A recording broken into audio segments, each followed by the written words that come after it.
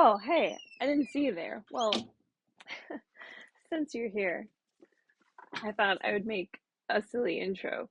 Welcome to my little book corner I've set up here. Hello, Dana, and all the trusty friends that are joining us today. Um, I don't know if I'm gonna be very good at this because I feel like I like talking a lot when I'm talking to someone. And so this is going to be interesting. But I was thinking since it's June, it's Pride Month, I would go through some of my um favorite, least favorite, most interesting question mark queer books that I read in my life, which weirdly like not that many. I mean, I'm sure that there are many on this list that I'm completely forgetting. But yeah, I was kind of surprised at how um few books I could think of, I guess. Like I think I'm just missing stuff. But also there are some books that like I was looking on Goodreads to make sure I didn't miss any, and like Perks of Being a Wallflower is listed as LGBTQ fiction. Like, and I know that like Patrick is gay, and that's one of my favorite books, but I don't consider that like queer fiction for the purposes of this. But then there are some books that I just wanted to talk about, or like that don't aren't about queerness but have a really good queer character in them. So I included them. So it's my video. I can do what I want. But essentially, I have a couple categories of books that I want to talk about because I didn't really know how to group them, so I just grouped them by like age. But I'm sure that as things come up, I'll, make my own categories within the category, so to speak. So I'm tired of talking in the abstract. Let's get into it. So, as you may or may not know, I actually read a ton of children's books this year and YA, but I wrote my thesis was about children's books and specifically book banning. So, to prepare for that project, I had to read a ton of children's books last semester. So, I was very well acquainted with the Great Neck Public Library children's section. I spent many hours in there with the 2 and 3 year olds reading books. And I actually don't have a ton of LGBTQ books to share, but um because there were also other topics, but I wanted to include some of my favorites. So, first of all, we have Granddad's Camper. Do you want to know how to edit? Is by this artist who an author and artist who I was like, this art style looks familiar. And Dana, do you remember that game that you showed me where it was like the little library? I think it's like a London or like UK like National Book Association like annual Christmas thing. But they have this little scavenger hunt. It's a bookstore and there's all these like fake book puns in it. Do you remember what I'm talking about? Anyways, it's that guy. I'm pretty sure it's that illustrator. And the book is really sweet. I actually did use this one in my study. And basically it's about this little kid and basically her she had two grandpas, like they were gay, and her grandpa's like telling her all these stories about the adventures they used to have in their like camper van, and it's really sweet and wholesome, and the illustrations are really beautiful, and it's just like so cute to see like a gay love story, but also just like being told to a child. Like I feel like a lot of family history stuff books don't necessarily go that way. It's just very sweet. Um, I really liked it, and it was also interesting for the purposes of my study because it wasn't about a LGBTQ child. It was like a child with LGBTQ relationships in their life. That was kind of interesting. But anyway, it's a beautiful book. Very sweet. Highly recommend. Okay, the next book I want to talk about is called When Aiden Became a Brother, and I really should have like looked up all the books and written down all the author names. Fun fact, when I lived with my other roommates, um, one their dad like mailed this book randomly to them and we had like story time, so it was very cute. And we all like cried a little bit, but it's really beautiful. Basically, it's about this little boy named Aiden, and he is like 6. He's like very young, and he's a trans kid. And basically the but it's not just about him. It's kind of interesting because it moves beyond the like um definition dimension and into the like, what does life look like for this kid? And basically, his mom is pregnant and he's about to become a big brother. And that's like really exciting, but he's also really nervous. And he wants things to be like perfect for his little brother, or not little brother, for his little sibling. But he's also thinking, like, well, I was born, like, my parents didn't know I was a boy yet. So, like, they like gave me dresses, and like what if the my sibling doesn't like the clothes, or like what if the nursery is painted the wrong color, like, and the kid doesn't like that. And it's like a really interesting book, but it's like I mean, it's a children's book, it's very accessible, but it's just like kind of nice to see, again, like I said, like move beyond definitions and be in like, okay, what are these kids like thinking about, like what are their concerns, what are their daily like things they love to do, what are the things that they're worried about, that might not like come up for other kids. The parents are wonderful and like have a really great conversation with Aiden about like, you know, we love you so much, and like there's always room to like change and grow. This is what we are gonna do. This is like, it's great that you're gonna be a great big brother. Like it's a really sweet like family book. Okay, number three, I actually have with me. Can you believe this? I have a lot. Oh no, I have like half the books with me. You know, and I would have more, but someone's borrowing one of them. But that's okay. I'll get to that. Okay, so next up, finally, we have my favorite Read a Crayon story. And you might be thinking, what are you talking about? This is about crayons. Ha, you'd be wrong.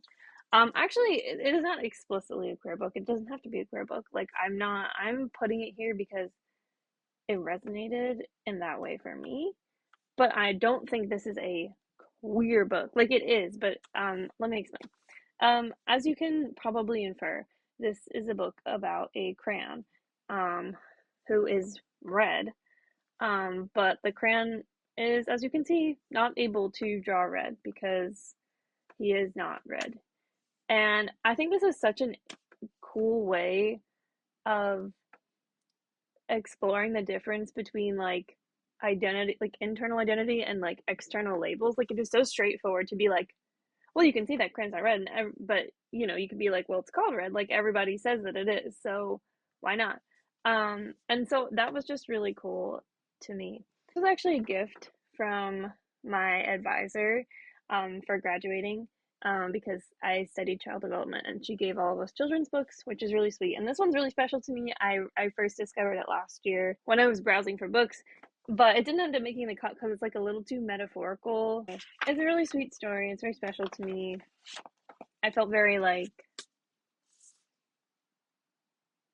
seeing that like things don't have to be so complicated. Like things are explainable. This is a great tool to explain to anyone of any age, like how what you see might not be, or what you think you're seeing and is so obvious might not be like the truth. Like it might not be that person's reality. And I feel like that is a great lesson to be able to teach.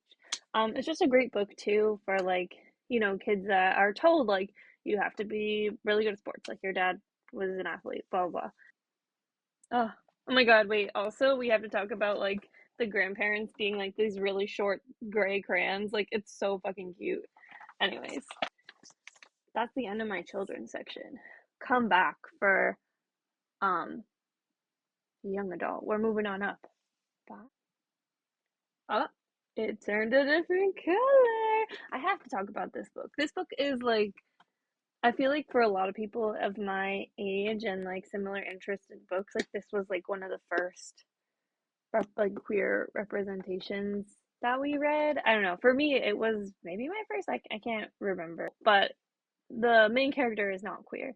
Um, and so that's kind of interesting because it's not necessary. It's also about like her processing something that's new to her, and like, you know, I think it's like the guy she has a crush on, so at first she's like upset, and then she like comes around, and like it's just a great, like it feels very down to earth, very slice of life. Nothing like crazy happens. I don't know, it's just a really sweet book, and it's such a classic, like I feel like I had to mention it. Moving on to a obscure book, but it's also about theater. This book, I doubt anyone has read this. If you have, let me know. And the reason I have, look who it's by, Seth Rudetsky. Do you know who that is? I'll tell you. So there's this thing called Sirius XM Radio. I don't know if you're familiar. They have all these like niche channels, and one of them is the Broadway channel, Channel 72. One of the regular DJs was Mr. Seth Rudetsky, and he's like kind of a very established like rehearsal pianist and music director. He also wrote a young adult book, and it's really good. It's really sweet. I haven't read it in so long, but it's about a teenage boy who wants to be an actor, and he's like going through puberty. Like there, I think there's like a lot of like braces and like hair humor in this, and it's like great. I don't know. It just like it reads like his voice. It's just so like everything is happening and everything is this and that and like very like middle school, high school, like teenager. Like it's just a great fun book. And like I remember the drama being like good. Like I don't remember what happens in this book because like I was 12 when I read it, but it's like there's like some stakes because I think he's like trying to be a professional actor. Oh, he's an intern for a Broadway celebrity. I could have just read the back of the book. Yeah, yeah, okay. Let me go back. At the beginning of the book, he's in a relationship and they break up. I maybe because he's like too much or something. Anyway, so he is like gay, but it's not just a coming out story. It's about him. It's like a romance story. Like he like has a new love interest, and then his ex like kind of is involved. Um, so it's kind of cool, and it's like also the like High School Musical 2 theme of like I'm gonna do anything to like make it in Broadway and like leave behind all of my friends and screw them over, and it's like that which I love in a teenage book classic.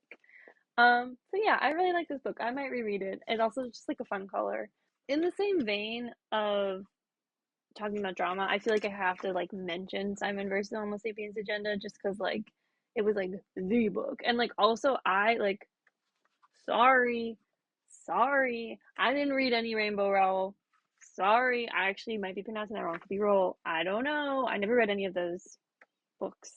And I know that a lot of those are queer. And those were like the books of like at least my friend group have to talk about Love Simon. First of all, the other day, who's that? Maybe this is Arabella. Like we saw the weirdest fucking cover of that book. Like it's like a dude wearing a hoodie. And the hoodie was like fezzy. And then the side of the book was like rainbow tie. It was like too much. I was like, okay, girl, enough. It's great. It's a great book. It's a classic. Like it was huge. Like, and that's what made it so good. Like, everyone was into it, and like the movie is cute. Except I can't watch it because like I watched Euphoria, and like that dad, I'm pretty sure it's the same dad. I actually haven't confirmed this, but I'm pretty sure it's the same dad. Like, I cannot look at him the same. Yeah, Simon, kind of classic. And also just like the whole like thing about the presidents was so funny to me. The whole like, my name is the name of a president, and there's like so many presidents. I don't know. Anyway, that was always just like funny to me. What can I say about that? That's kind of it. And I guess also like in this similar this is controversial. I know I just said I agree with that book. I probably didn't. I'd probably love it if I read it again. Last summer, I was in San Francisco with my sister, and she brought this book. This is actually not it. This is the second one, but I don't remember where the first one is, so I pulled this off the shelf because it's like basically the same cover. They Both Die in the End by Adam Silvera. Now, like a lot of people like hate that book. They think it's like stupid and cheesy. Like I loved it. Like I ate it up. I read it in one day. It was like great. I like felt sad even though I knew they were gonna die. Like it's called that, so don't be mad. Um, I really liked it. I don't know. People were like, it's so unrealistic that like two people would just fall in love, and I'm like this is just like a trope. Like this is like before sunrise. Like yeah, but no one cares. Like that's the point of the book. Is like they fall in love in 24 hours. Like that's fine. That's not like creepy. I liked it a lot. I thought the world building was fun. I thought it was interesting. Yeah, some of the language was a little overdone. Like, but but like it was sweet. I don't know. I liked it. I thought it was different. Maybe I just like didn't read enough growing up, so anything that's queer, I'm like, That is so good. That's not true. I'll get to my dishonorable mentions. That's about all I have to say about that. We're moving on to like some good stuff. Okay, first of all, gotta talk about Last Night at the Telegraph Club by Melinda Lowe. Or maybe it's on this side. Actually, it is right there. It's right there. Did you know? Yeah, you did. You made that. Thank you. Also in the category of books that I read like as a not teenager. Okay, I was like 19, but like I wasn't the same age as the character. I wasn't in high school anymore. Like, like Simon, Drama, Theater Geek, the next one I'm going to talk about. Like those are all books that I read when I was like a teenager. But these like this I read last year. And Telegraph Club I read at your and Arabella's recommendation. And good job. It's so good. You already know how I feel. The prose is really well written, but it's also like easy to read very quickly because it's written for younger audiences, but it doesn't hold back on like intense metaphors and also some intense scenes of like family tension and like violence and stuff. It's like so well researched. Like the back of the book's very interesting because she's like talking about how she did her research, and I don't know, like I need to read more historical fiction. Yeah, it was just really beautiful like watching the main character, how her like personality and her monologue kind of changes as she like becomes exposed to this like other reality and other possibility, and like I don't know, it's just really great. Everyone should read that book. Like it's just so it's like not necessarily a feel good book. Like there are parts of it that are really sad. Like so I'm not like, oh, just read this whenever. Like if you're having a bad day, like it's so late. Like no, but it's just like a very human book. Like it's very heartwarming and um like feels very real to me. I don't know. I also think it's really cool that it came out of a short story. I should read that. Okay, I'm gonna mention Monstrous because a lot of these you've heard of, and I bet you don't know that one. I bet you don't. Maybe you remember me talking about it. Let me stop talking. Monstrous is a book by Sarah Meyer, who is a transracial adoptee and also now identifies as non-binary. And I say now because it's about their childhood, so like that's kind of relevant. Yeah. And the book is about them. They're born in Korea and then adopted by like white parents in like rural Maryland, I want to say. And so like what that experience was like growing up and feeling like an outsider and dealing with mental health, dealing with like sort of beginning to understand their sexuality. So like again, like queerness is not a central focus. It's just a really good book that I just want to mention it because I read it in my um children's young adult lit class, and I also met the author and they're like super fucking cool.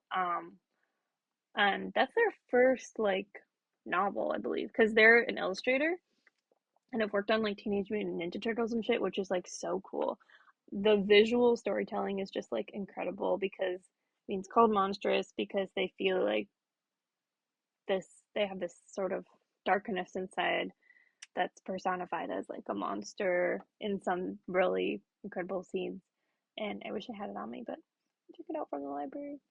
But also like shout out West Public Library. Anyway, great book. Highly recommend. You could read it in like one night. I forgot about it and did read it in one night. Dangerous Art of Blending In. I actually wish I had more to say because I know this book like I had like a lot of big feelings when I was reading it, and like also so did you. I don't remember anything about it. I remember that the love interest name is Henry and he likes mint chocolate chip ice cream. I don't really remember the story. Like I like remember like the important dynamics, but like I don't remember the plot. But it's a semi it's your favorite memoir-ish, a semi-autobiographical story because the other day I just was like logging a bunch of old stuff I read in Goodreads and I went to find it. Angelo Stormalis, that's the name of the author. And I like looked him up because I was like, oh, I wonder if he wrote anything else since like 2014 or whenever I read that book. And like, no, he's like an interior designer. He just like wrote this story, like basically about himself, but not quite. Like really intense. Like, his mother is abusive and like would not accept him being gay, but also there's like other things. Like he's not out to his parents, but there's other things about him like liking art, I think, and wanting to draw and not wanting to do like some sport, I think. And like there's a lot of violence in the book. But it's a really good story to my memory. I don't know, like again, I was looking at the Goodreads reviews and a bunch of people were like bashing it and like hating on the relationship, and I'm like, I kind of want to reread it, but now I'm scared. Like, what if I don't like it? But um, I remember it well. I don't know. It had a big impact on me. Like, it really made me like feel a lot of feelings, and like, it was like my introduction to a lot of like that kind of element of queerness that I didn't like have a narrative for. First character that I like really could see like everything going on. Yeah. Ha, you thought that was the top one? Just kidding. My top one is one that you don't know. Book, this belongs to the category of books that Kate Needham has bought for me solely because the cover kind of looked interesting.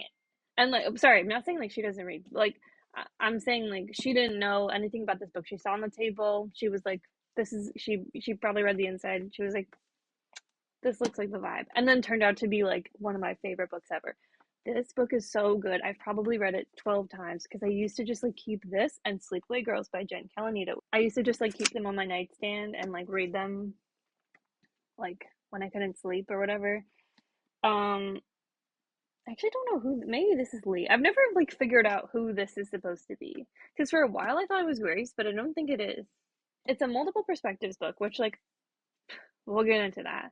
Sometimes I don't like that. Sometimes it's too much. Sometimes it's a lazy way to get around characterization. It's about five girls between like 14 and 22 who are trying out for the US Women's Olympic Gymnastics team. And each of them have their own things going on. But they all have like very distinct voices. And like shout out Kayla Carter. Like I don't know, I just feel like I didn't read a lot of books like this. Also like I don't know, I feel like I didn't read a lot of books with like female protagonists like in the real world. Like yes, there's lots of like fantasy books about like women like going off and just like having adventures and shit.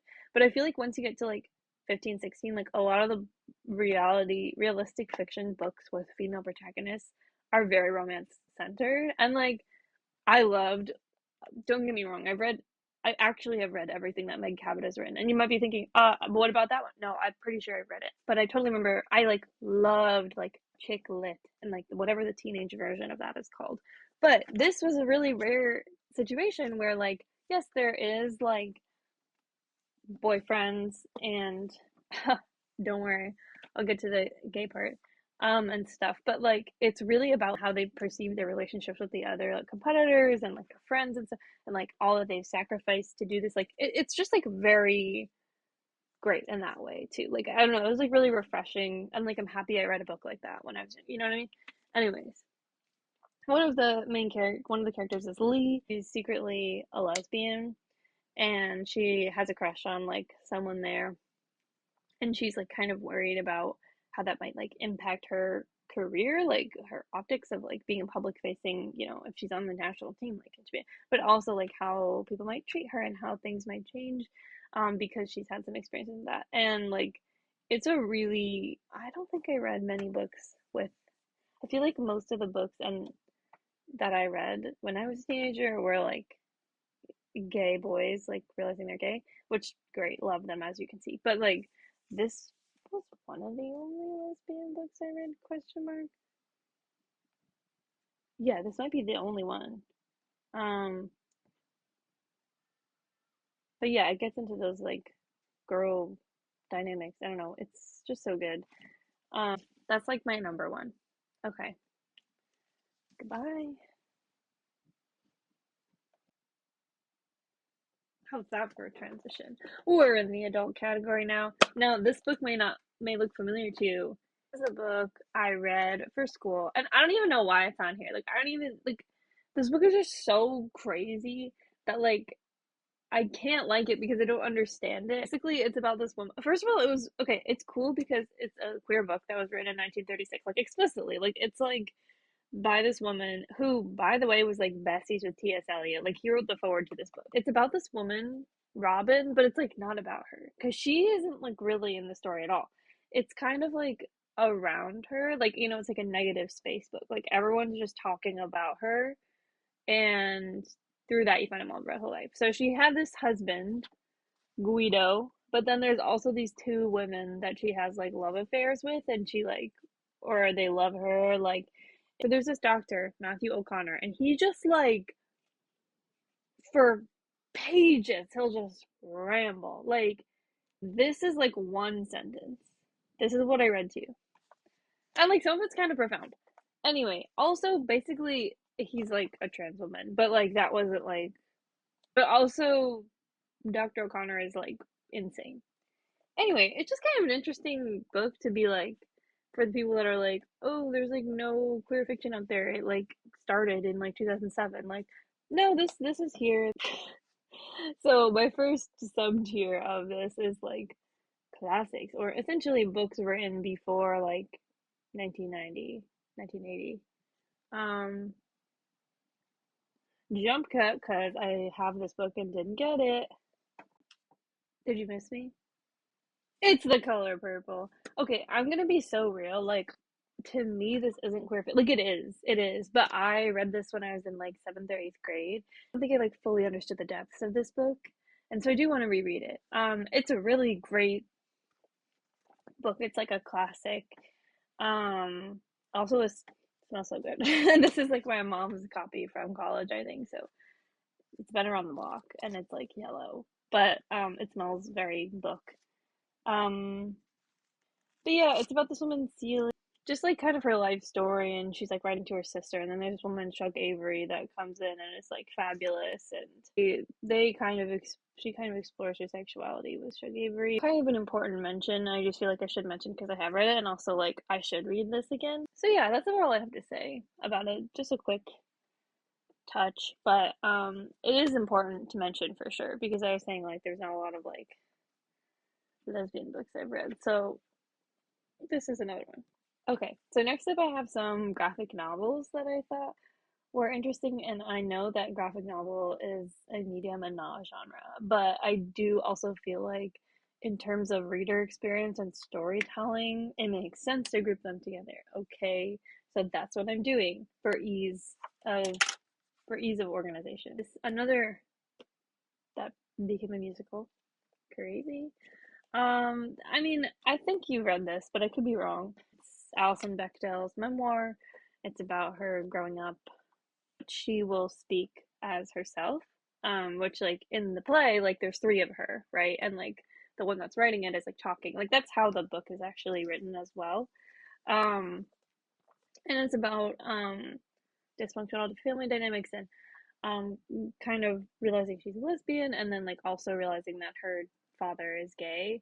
Really good like writing and family dynamics and storytelling and self-reflection. So yeah, I don't know, kind of a classic. Okay, next, really briefly, gonna talk about Blue is Warmest Color. I feel like so many people have so many opinions, but I also think the whole book kind of got like overshadowed because like the movie is so like the graphic novel is kind of independent of that. So it's very quick read, like, and so it kind of goes from like 0 to 100 like real quickly. There's some very toxic dynamics, like it'll just like jump like 6 months into the future and be like we're not talking, or like you know we're happy, and then like the next day then this thing happened. Like it just goes really fast, so like I don't know, but also like a lot of the storytelling is really beautiful. Like I don't think you're supposed to like necessarily root for them. Also, like I didn't know that it was so sad. Like I thought it was just a coming of age story, but basically one of them is dying. This is again like the framing device of the story, which I didn't know, right? So like, and then she's going back and like reading the diaries that the girl wrote about her. So it's like interesting. It's very tragic. It's not like I don't know. I feel like you should just read it and form your own opinion because like so many people like think of that as like a cornerstone of like queer media. And like I enjoyed it. It like definitely surprised me in a few ways. Like it was flatter than I expected, but also more dimensional than I expected. I don't know, it was interesting that like stuff just kind of happened and then like but then there was a lot of these like really tragic elements of like the impact of their dynamic. The only colors in the book are black, white, and blue, except for there's I think like two sections in the book that are like fully in color. I could be wrong, but Yeah, there's a lot of blue, and it's just really beautiful. Like there's all these scenes with like hands and like describe and like it just like evokes certain sensations and like it's just so beautiful in that way. Um, so I feel like I liked the art more than the content, but also like I don't know. I'm glad I read it. I'll say I read it over winter break in like an hour. Okay. And last but not least, I would like to talk about this book. It's called Fine, a gender comic. It's by Ray Ewing. Okay, it's not memoir-ish in the sense that it's a fictionalized um retelling of like the author's life. It's memoir-ish because it is actually an anthology of interviews that they did as like a thesis, kind of like interspersed with their own life. So it's not a memoir because it's not only about the author, if that makes sense. But it's really cool. It's I guess yeah, I guess it's narrative nonfiction. The book is kind of organized by theme, which makes sense. So, it talks about people's childhood and realizing things about themselves from the way they acted as children. And then, like, people come back later when it talks about sex or something. Um, I kind of thought it was going to be more self centered. Like, I thought it was more memoir, but it really was like an ensemble cast. And then they would use like the themes as a springboard for jumping into how their experience was. And also just like the interjections from the author, which is kind of similar to Fun Home, where it's like, here's the interview, and then it's like, hey, I was writing this, and like, this is what I realized about myself now that wasn't true then, and now I like understand these pieces of my life, or like this um, political event happened, and that changed a lot of things, and that's really cool. Also, which I mentioned in my Goodreads review, um, there are trigger warnings in this book, which is really cool. Like there's just little asterisks on the bottom of the page being like, hey, the next page is a couple of pages from now, they're going to talk about self harm. So, like, maybe skip that if you want. Um, and I just thought that was cool because shout out to that. Like, I'm not saying that everything always has to be like so protected and stuff, but I don't know. It was something that the author thought to do that I like appreciated.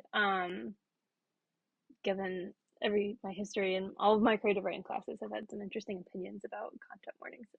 Yeah, and the visual storytelling was really cool. Like I thought it was a very cool format for this kind of thing because it's all about self exploration, self preservation. So like I just think it's cool for like queer people to be able to like have agency over their own image. And like some people would share like their like ethnicity or like their age or stuff, and some people want to be completely anonymous, and those people like some of them were drawn like there's one person that was drawn with like a bag over their head. Like I don't know, it was just clever graphic storytelling, and like I don't know, it just felt like a hug because it also was a lot of it was about like so many people don't know what the fuck they're doing, and that's like so fine and so valid, and that's why it's called Fine. It's like I guess it's fine, like whatever.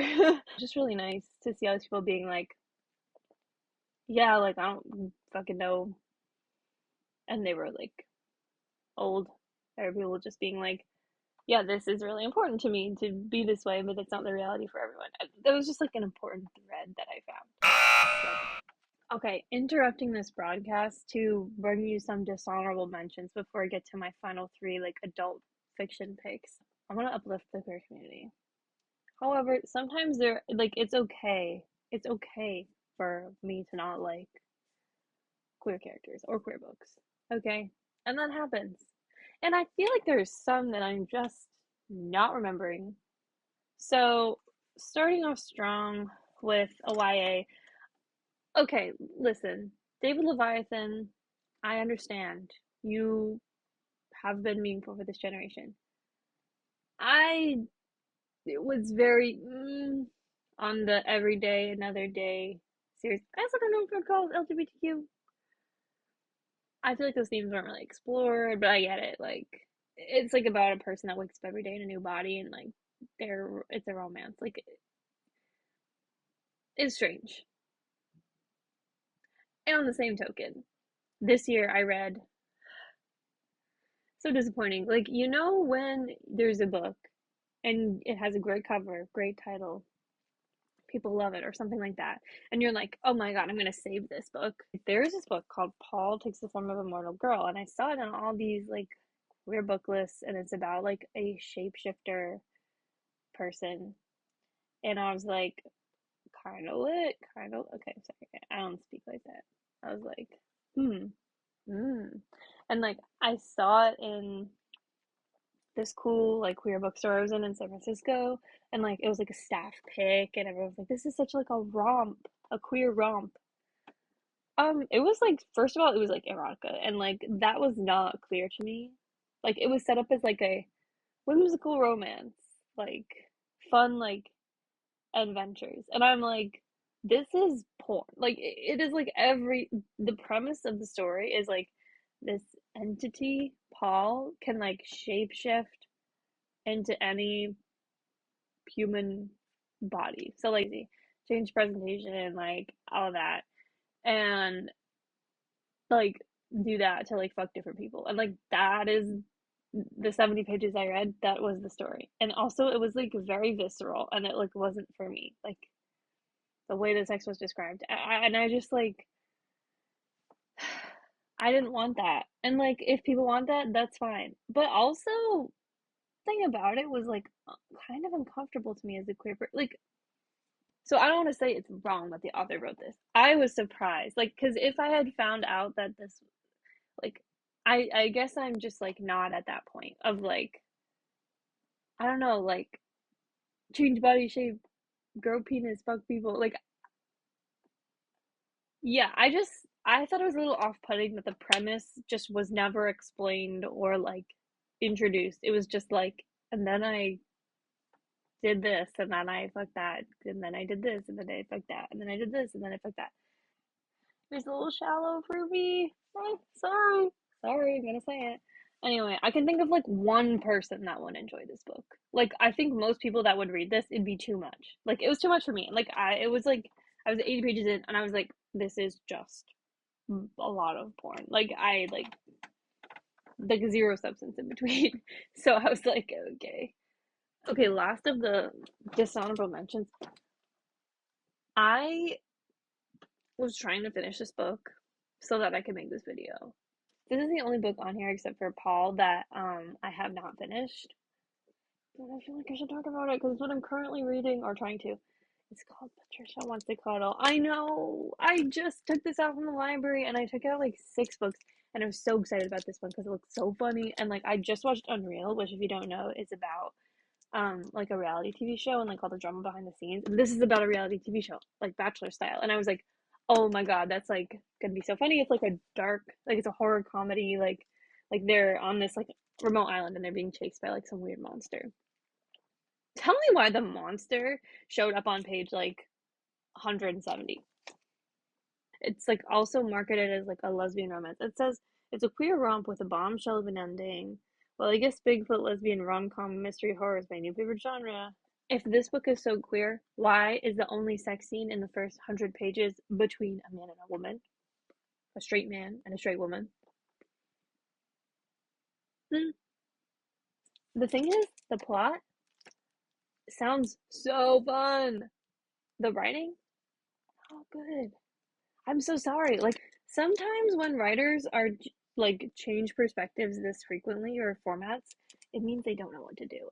This book has it's like the four last women on the Bachelor show, and then only like winner for me right now is the woman that owns the inn. Her she's a lesbian and she's like an old woman, and like her wife like died or something. It's like low key questionable. And their story so cute. However, the wife is dead and she's a side character. And then there's the four girls, and they're all like so annoying. Like this book is like trying to be a comedy that uses tropes and is like, haha, what if all these tropes have to deal with this situation? But it just like falls back on the trope. Like and they're just feel like very hollow and like two-dimensional. Like they like I could describe each of them in like 3 words. Okay, Renee, closeted lesbian, the one black girl thinks she's better than everyone. the girl that she kind of has a crush on, ditzy. I also, pet peeve of mine, I hate like crushes where the person just like is like, oh, they're so like hot, but they're so stupid. It just kind of got a little bit interesting because someone got abducted, but why did that like there was way too much of just the like reality show content. And I know they were trying to like set up the characters and set up the tension. She didn't do that. So I don't know what I was reading, but it was like it was boring. This book was promised to be a queer romp, and it to me is not really super queer and it's not really super romp. So what is it?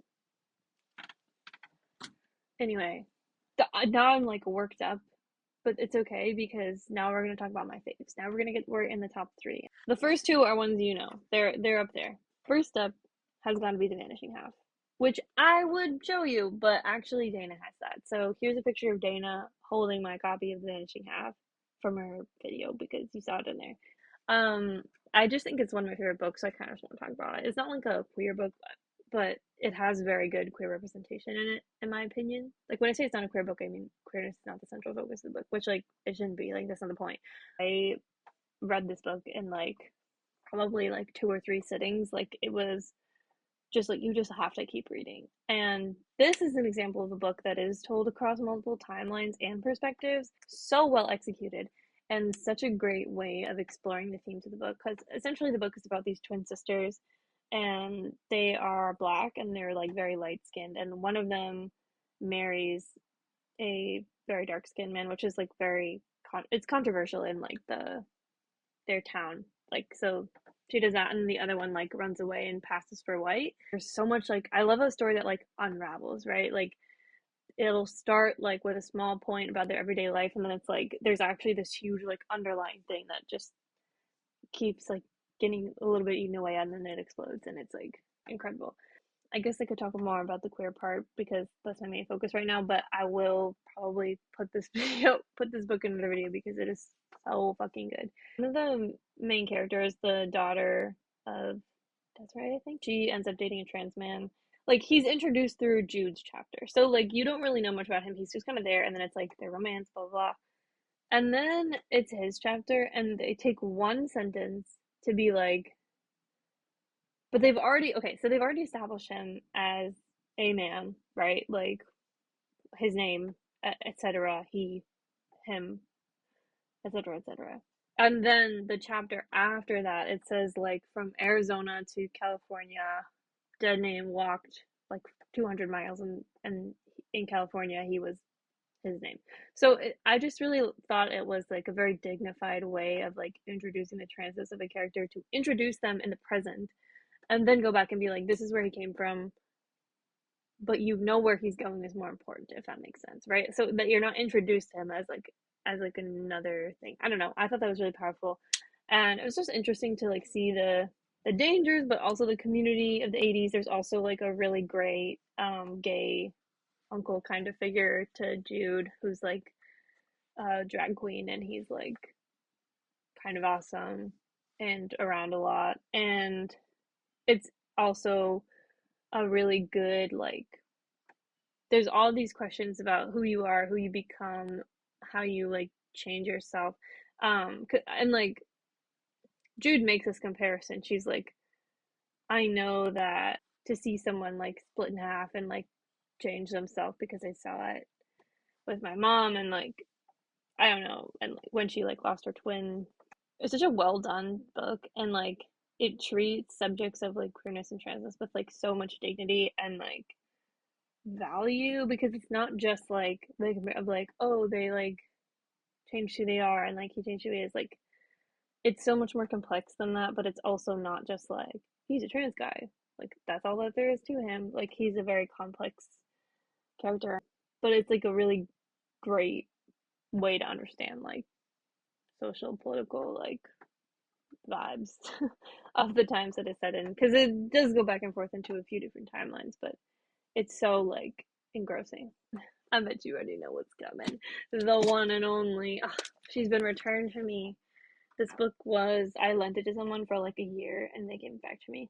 And if you're thinking I stole this because it looks like a library book, look at that. That says discard. Okay, I got it in a little free library. I'm not a thief. Cloud Cuckoo Land is also one of my favorite books, and I want to talk about it because that's a queer character in it. Ha ha ha. But another like multi-perspective, multi-timeline, except it's like fictional, but also like sometimes historical fiction, but also there's like a spaceship, so like do with that what you will. All of these characters are so freaking developed, so vivid. Like I have so much. Can you see like all my dog ears? Like I'm obsessed with this book. The character I'm gonna be talking about right now is um Zeno, who starts off as an 80-year-old man. It goes back and tells his whole life story, and it is so freaking beautiful and heartbreaking. And it's like such a like secret coming of age because all of the other characters are like teenagers in their own time. But Zeno is like old, and then it goes back. But his like story just like it breaks you. It's so beautiful and like part of it, a big part of his story is that he like realizes he's gay, and there's just like everything about him and Rex and like him and like the like mermaids part. I don't know. It's just so beautiful. He's like one of my favorite like queer characters of all time. Like he's just like a great character, and like the fact that Anthony Doerr like decided to like write a queer coming of age story, I'm so blessed. Okay, the moment we've all been waiting for, the grand finale of this episode, the book I just read, fresh off the presses of my mind. We got Cinema Love by Jiming Tang. This book, first of all, look at this cover, okay? Just a moment for the cover. The writing, it is so accessible and like so engrossing, and there's a lot of really visceral imagery in here, which like is something I said I hated about a different book, but it works so well because there's all these like a lot of like teeth rotting, which is like really gross, but like it works. Like it is so wonderful. It's about a lot of different times, and it's honestly really hard to explain, but just like read it. It's so beautiful. The inside says it's about the gay men in rural China and the women that marry them. Okay, that's like all you need to know. There's like a lot of really good imagery about like being stuck. Like a lot of the characters are very stuck. Like also something crazy. I finished this book. I was like, holy shit. The ending was also really good. Like sometimes there's books that are like so good and then they're like this ending was like so perfect for the book and like really made me like emotional. I don't know. Kind of similar to Xeno and in Cloud Cuckoo Land, where like you get to see the characters at very different ages and like how they hold on to the past or don't. Like there's so much good stuff about like memories and I don't know, it's incredible. But yeah, the language is good. Something crazy that happened. I also just read this book called The School for Good Mothers by Jessamine Chan. Unrelated. Also, actually there is some like weird lesbianism in there. I don't really like it. I finished this book, and these books. Okay, this author's name starts with a T. That's a C. Completely random. They're just both in the adult fiction section, right? But it's the book I read right before this. I turned to the end of the book and I'm reading the acknowledgments because I was like really interested in like the research and everything. Tell me why it says to Jessamine Chan, my literary auntie. That's her. I literally just read her book. Isn't that crazy? Like, isn't that weird? Like it was just so weird to like read the acknowledgments and be like, oh my god, I know her. Like I just found out who that was last week. Anyway, this book is so beautiful.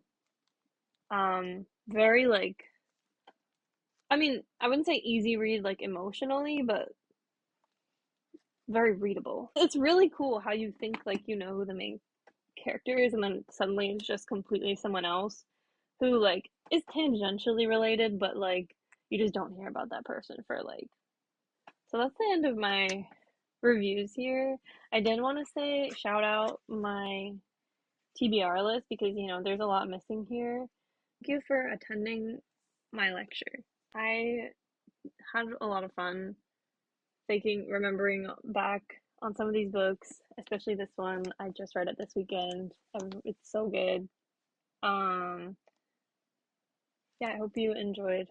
Anyway, thanks for tuning in.